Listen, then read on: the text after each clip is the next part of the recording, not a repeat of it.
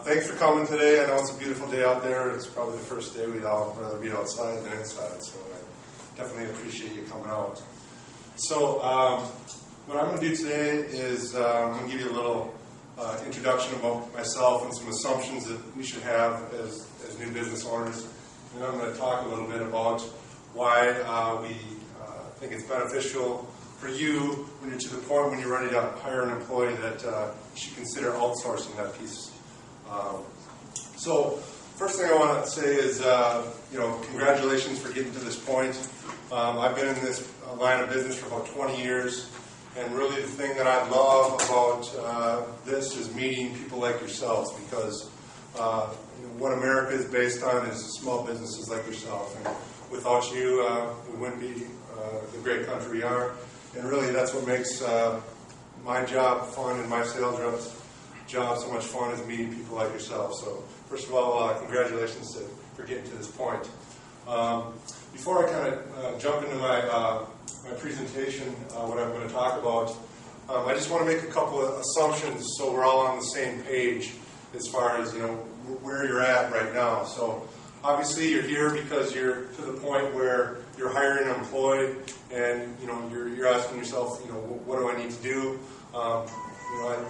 I thought, this is a good segue from what Brian was talking about, because you got to do all your planning, right? You got to know where you're going if you want to get there. So, so the assumption I'll make is that you're ready to get to that point where you're hiring an employee. You've got your federal tax ID number. You've probably got your state ID numbers, and you're ready to start thinking about paying your employee. You probably need a bank account too, so if you don't have a business account for your bank, I'm not here to be a commercial, but we got Wells Fargo has 100 banks in the Twin Cities, so we'd be willing to help you with that. And then you got to think about when you're ready to hire that employee, what do you need from them?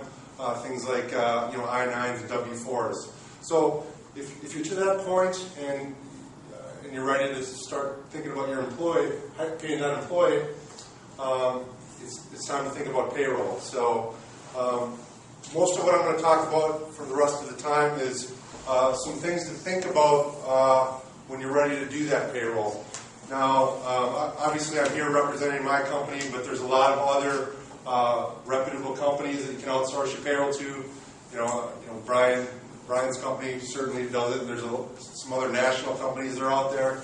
But so I'm not here to necessarily give you an infomercial on me, but just some things to think about of why it's a beneficial thing to outsource your payroll.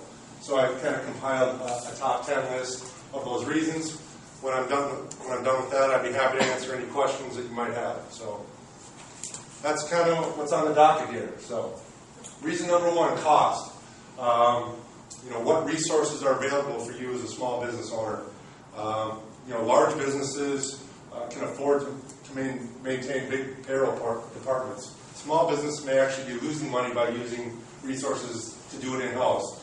Now, payroll is an expense for your business. If you spend time on it as the owner, you're taking away time dedicated to revenue-producing things for your business, whether it's selling widgets, selling clothes, catering, doing construction, whatever the case may be.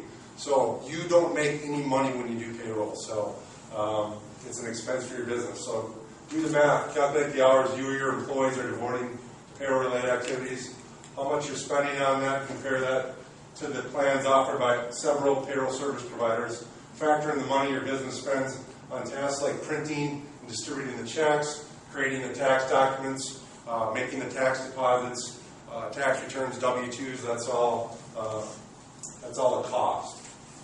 Okay? Reasons number 2 and 3, productivity and accuracy. Payroll management is a time-consuming activity. With this burden removed, your employees can focus on doing more productive things, and you may even be able to operate with a smaller staff. It's, again, to segue off of Brian, having a bigger staff doesn't always mean the best things. Payroll mistakes can be painful. Inaccurate checks anger your employees, and more ominously, the IRS. Again, just building off what he said, the IRS doesn't, I don't know if anyone's ever dealt with them, they're not too sympathetic when they don't get their money, right?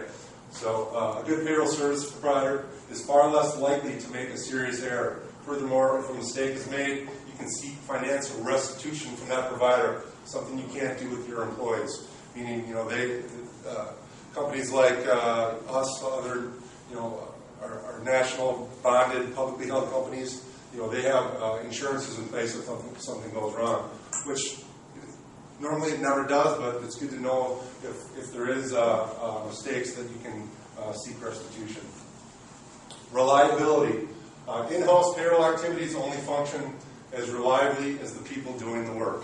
Now, this isn't necessarily an indictment on you, but again, it's as good as the people that if you have an assistant or something, they could go on vacation, they could get sick, there could be interruptions. So again, the payroll activities are only as good as the in-house person doing it. And also, you won't have to spend time helping new hires understand your business payroll system. So again, if you're having an assistant or someone help you, they leave, you don't have to get a new person up and running to know that if you're outsourcing the payroll. All right, moving on. Speed. Payroll services providers are specialists with vast technical resources at their disposal. They can process even most complex payrolls at lightning fast speed. Unlike most employers, they can accommodate a temporary influx of seasonal workers without acquiring new systems that will remain dormant the rest of the year. So, that's speaking to if there's ebbs and flows into your business. All of a sudden, you got to add 10 employees. Do you have the resources to handle that? Payroll service providers are definitely geared to do that. And direct deposit. Most of your employees are probably accustomed to having direct deposit nowadays. If you've been in previous environments, you probably had direct deposit. Direct deposit for your employees is pretty much a standard offering with most payroll service providers. Insight. A good payroll service provider will know all the details of payroll-related tax laws and regulatory mandates on the federal, state, and local levels. Again, that's just part of what is expected. For example, in 2011, President Obama reduced the FICA, the Social Security, for what's withheld from the employees by 2% for this year, whereas the employer match remained the same. So those things they're changing. It's going to go back next year. So does your in-house system software know that? So payroll service providers are going to stay on top of that stuff and be current with all of those laws. Required new hire paperwork, I already mentioned, W-4s, I-9s can be provided by a payroll service provider. And some payroll providers require their account managers to be CPP or FPC certified by the American Payroll Association. That's the equivalent of being a CPA in the accounting community. It's actually a designation where you have to pass the test to get those certifications. Accountability. If paychecks are delayed or paperwork is mishandled, it's the payroll service provider's responsibility to fix things. Again, you're paying them for a service, so if they're not doing it right, it's their responsibility. If a provider can't or won't remedy the situation to your satisfaction, you can pursue legal action. You can also switch to another provider easily because the required information is in a format that can be used by any payroll provider. There's no contracts in the payroll services industry. It's just something that you're not going to pay exit fees. There's no long-term contracts. You just hired in someone to help you out with that piece of your business. There's little or no retraining of staff if someone leaves unexpectedly. That's kind of what I was talking about before. If you have someone internally and they leave, you have to rehire them. Reasons 8 and 9, flexibility and security. Payroll work can act like an anchor on your business development and keep you from doing important activities that will make your company money. I talked a little bit about this previously. If it's an expense for your business, if you're spending time on it, you're not making money for your business with other things. You and your staff, when freed of payroll responsibilities, will be able to focus on those productive tasks. Security. This is actually a big one. Payroll information is very sensitive. It needs to be protected from getting in the wrong hands, whether that's your business